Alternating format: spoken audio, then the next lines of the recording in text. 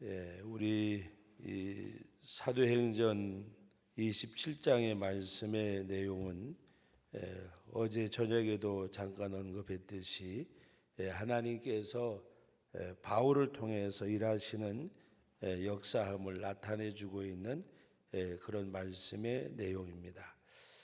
오늘 말씀에도 바울 사도가 이들에게 이르는 말 가운데 너희가 그레데를 떠나지 아니하였더라면 이런 어려움을 만나지 않았을 것인데 라고 전제하면서 하나님이 하나님의 사자를 바로 바울에게 보내서 그들이 배 외에는 그들의 생명을 잃지 않을 것을 말씀하는 내용을 말씀하면서 바울이 고백하는 오늘 내용의 말씀 가운데 25절 말씀 우리 다 같이 한번 읽어봅니다. 그러므로 여러분이여 안심하라. 나는 내게 말씀하신 그대로 되리라고 하나님을 믿노라. 오늘 바울이 말씀하는 이 내용 가운데 보면 내게 말씀하신 그대로 되리라고 하나님을 믿노라.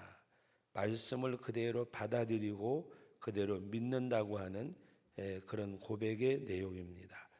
그러나 우리 어제 새벽에 보았듯이 바울이 그레데를 떠나면 어려움 당할 것을 말할 때 백부장 율리아는 오늘 27장 11절에 보면 백부장이 선장과 선주의 말을 바울의 말보다 더 믿더라 그랬습니다.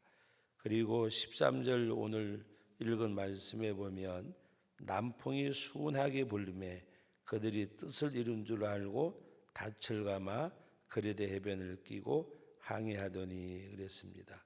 남풍이 순하게 불매.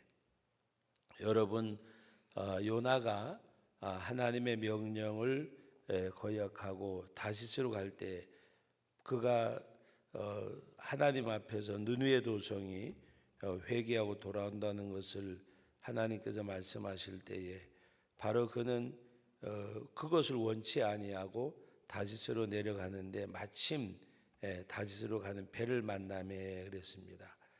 자기 뜻대로 행하면서도 그것이 하나님께서 인도하는 줄로 착각을 하고 오늘 말씀 가운데도 보면 남풍이 순하게 불매 그들이 뜻을 이룬 줄 알고 그랬습니다.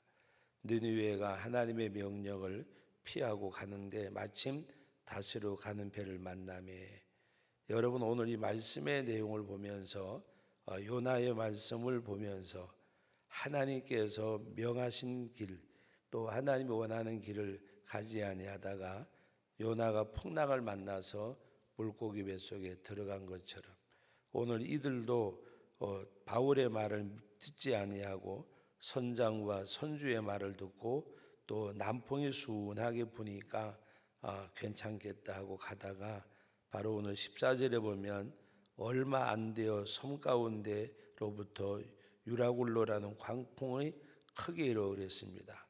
이 소아시아의 동풍이 부는 큰 광풍을 그 폭풍을 가리켜서 유라굴로라는 이름을 붙인 이런 광풍인데 이것이 바로 오늘 보면 배가 밀려 바람을 맞추어 갈 수가 없는데 그랬습니다. 그래서 배도 내려놓고 그 다음에 배 안에 짐까지 다 내려놓고 나중에는 배를 움직이는 그 배의 도구까지 다 버리고 요나가 항해하는 것하고 너무나도 비슷한 그 배에 탄 사람들이 자기가 가져가던 물건까지 다 버리고 그래 나중에는 요나가 바로 자기 자신이 하나님의 명령을 순종하지 아니하므로 이 어려움을 당했음을 알고 자기를 던질 것을 제안을 했고 사람들이 최후까지 버티다가 안 되니까 요나를 물에 던졌고 바로 요나는 물고기 뱃속에 들어가는 그런 일을 만났습니다. 오늘도 이 말씀에 보면 이들이 짐을 다 버리고 배에 있던 도구까지도 다 버리고 그리고 이 배가 스리디스 곧 모래 언덕에 부딪혀서 할까봐 또 배를 묶어 놓기도 하고 했지만 결국에는 이 배는 파손될 수밖에 없는 그래서 하나님께서 바울을 통해서 이러신 말씀이 바로 그 22절을 보면 내가 너희를 권하노니 이제는 안심하라. 너희 중 아무도 생명에는 아무런 손상이 없겠고 오직 배뿐이리라 그랬습니다. 배는 파손당하게 되고 그들의 생명은 구원받을 것을 말씀하고 있는 그런 내용입니다. 그래서 바울이 그들을 안심시키면서 생명에는 지장이 없을 것이다. 바로 내가 섬기는 하나님의 사자가 어젯밤에 내 곁에 와서 이같이 말씀하셨다. 그러면서 이들을 이제 안심시키고 바울의 영적 권위를 되찾게 하시는 하나님의 섭리를 보고 또 여러분 우리가 오늘 읽은 이 말씀 가운데 하나님께서 바로 이 바울에게 이르시는 말씀이 뭔가 하면 바로 그 21절 말씀 우리 다 같이 한번 읽어봅니다. 여러 사람이 오래 먹지 못하였음에 바울이 가운데 서서 말하되 여러분이여 내 말을 듣고 그리 대저 떠나지 아니하였다면 이 타격과 손상을 면하게 하였더라면 좋을 뻔하였느니라. 내가 너희를 권하노니 이제는 안심하라. 너희가 내 말을 듣지 않고 이런 어려움을 당했지만 이제는 안심하라. 바로 내가 섬기는 하나님이 말씀하셨음을 바로 22절 23절에 말씀하고 있습니다. 그리고 하나님께서는 바울에게 이르신 말씀이 바로 24절 말씀 같이 한번 읽어봅니다. 바울이 바울아 두려워하지 말라. 내가 가이사 앞에 서야 하겠고. 하나님께서 왜 이 가운데서 지켜주시느냐. 가이사 앞에 서야 하겠고. 가이사 앞에 서야 한다는 말은 바울이 바로 또 이 가이사 앞에 가서 복음을 전해야 됨을 말씀하고 있습니다. 어떻게 보면 바울을 하나님께서 어제 저녁에도 잠깐 언급했지만 하나님께서는 바울을 통해서 하나님 자신을 나타내기를 원하시는 것.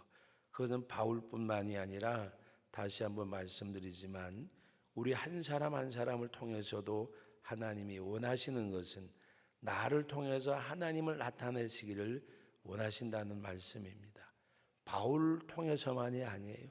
오늘 저와 여러분 한 사람 한 사람을 통해서도 하나님은 원하시는 게 뭐냐? 하나님의 역사하심, 하나님의 살아계심, 하나님의 함께하심을 우리를 통해서 하나님은 하나님 자신을, 하나님 당신을 나타내기 원하시는 하나님. 근데 왜 우리가 그런 역사를 못하느냐?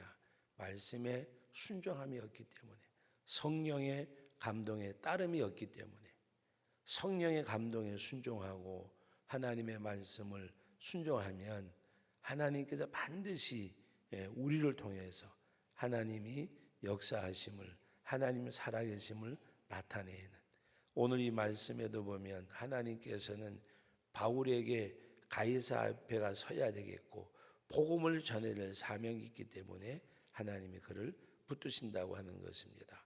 그래서 언젠가도 말씀드렸지만 하나님은 사명을 갖고 사는 사람을 하나님이 붙들어 주시고 인도하신다는 말씀입니다.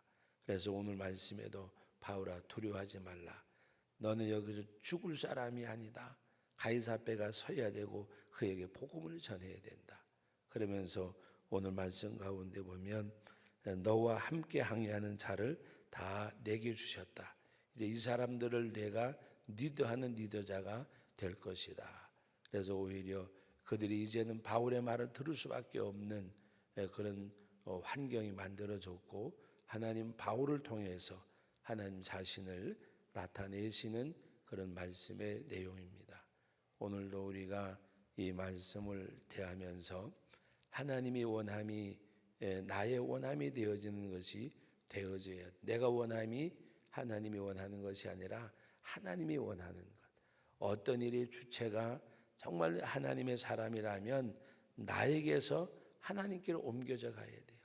옮겨져 가야 우리가 내 삶의 주체가 내가 내 삶을 사는 가운데 하나님이 나를 도와주는 하나님이 아니라 이제 내 삶이 하나님의 뜻을 따라서 내 삶이 하나님께서 원하시는 그 삶을 살아갈 때 하나님께서 우리들에게 함께 해 주십니다.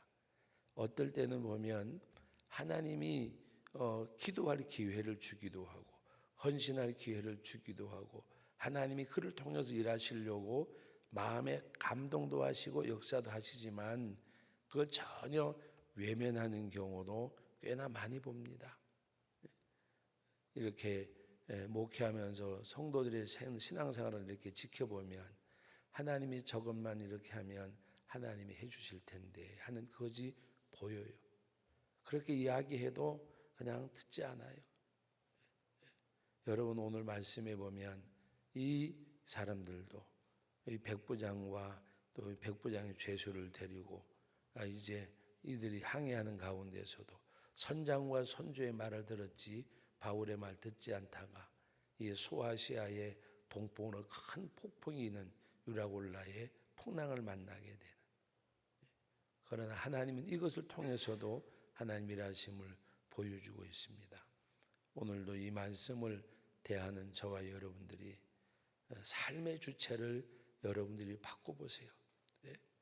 이왕에 한평생 사는 거, 한평생 사는 거 하나님 앞에 삶의 주체가 내가 되지 아니하고 하나님이 내 삶의 주체가 되도록 뭔가 바꿔서 나갈 수 있는 것.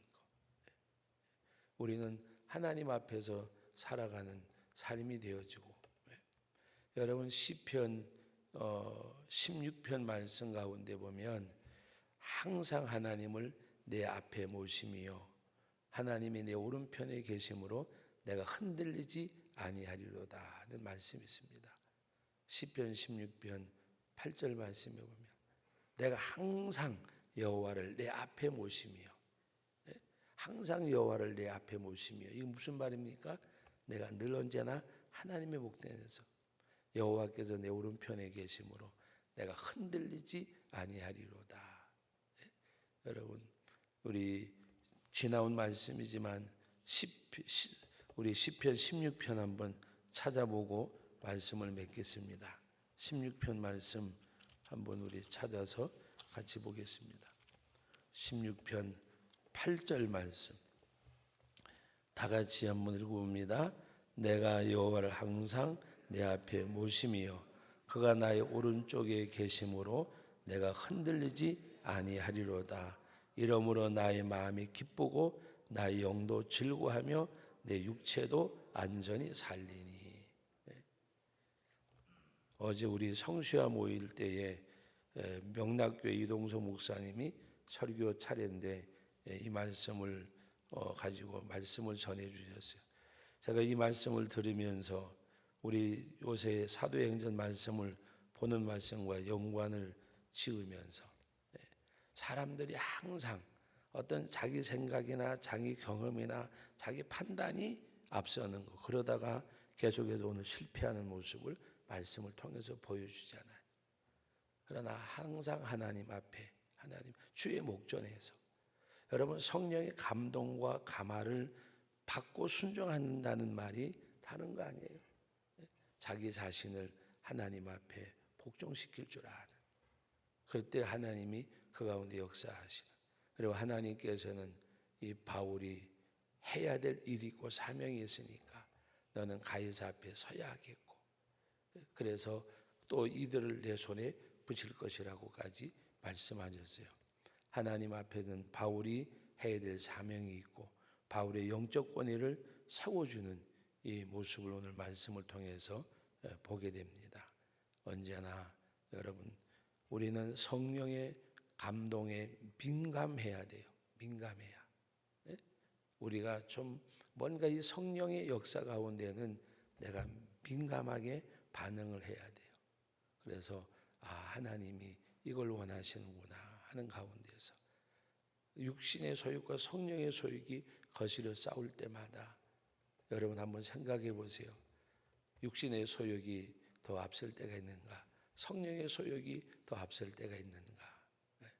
50% 50%만 돼도 그거는 굉장히 성공하는 거예요. 항상 육신의 소욕이 성령의 소욕을 거스르잖아요. 왜 그럴까요? 기도하지 아니하고 말씀에 순종함이 없으면 영적 에너지가 없어요. 영적 에너지는 어디서 오느냐? 말씀에 순종해서 와요. 말씀을 순종할 때에 영적인 에너지가 축적이 돼요.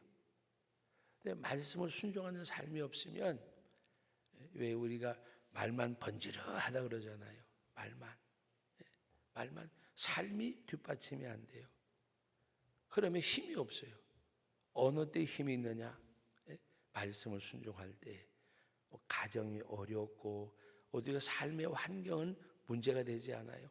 삶의 환경은 오히려 영적인 힘이 있을 때에 고난과 역경이 그가 오히려 잡아먹는, 내가 거기 잡히는 것이 아니라 그것을 삼키는 신앙생활이 되어져요. 영적인 에너지가 있으면 환경을 삼켜요. 영적인 에너지가 없으면 환경에 삼킨 바 되어져요. 왜? 결단을 못하기 때문에. 우리가 영적인 에너지로 하나님 앞에 충족되어져서 삶의 환경을 삼켜야 돼요. 환경에 붙잡혀 사는 사람이 있고 환경을 이기는 사람이 있잖아요. 그래서 우리는 하나님 앞에서 영적인 에너지가 축적이 되어야 어떤 난관도 고난도 극복하고 삼켜요. 영적 에너지가 축적되려면 다른 방법이 없어요. 하나님 앞에 기도하고 말씀에 순종하고 주의 능력이 내게 있기 전에는, 말씀을 순복하지 않는데 하나님의 능력이 올 수 있는 통로가 없어요. 기도로만 되지 않는다 그러면 이상하지만 기도하는 가운데 하나님의 능력을 덧입어야 돼요. 말씀을 순종하는 가운데 에너지가 충족되어져야 돼요. 그래서 기도하지 아니하고 말씀에 순종함이 없으면, 기도하더라도 말씀에 순종함이 없으면 하나의 그냥 설계하는 것과 똑같아요. 계획하는 것과 똑같아요. 하나님 앞에 우리는 기도와 말씀의 순종이 하나가 되어져야 그때 영적인 에너지가 우리에게 있는 거예요. 기도를 통해서 양식을 얻는다 그러면 순종을 통해서 그 양식을 내가 섭취하는 거예요. 그래야 에너지가 있잖아요. 하나님 앞에 기도하고 말씀에 순종하는 가운데 여러분들이 환경을 삼키는 사람, 환경에 삼킨 바 되지 아니하고 환경을 삼키는 그런 믿음의 능력 있는 삶이 이 한날도 여러분들에게 주어지기를 주님의 이름으로 축복합니다.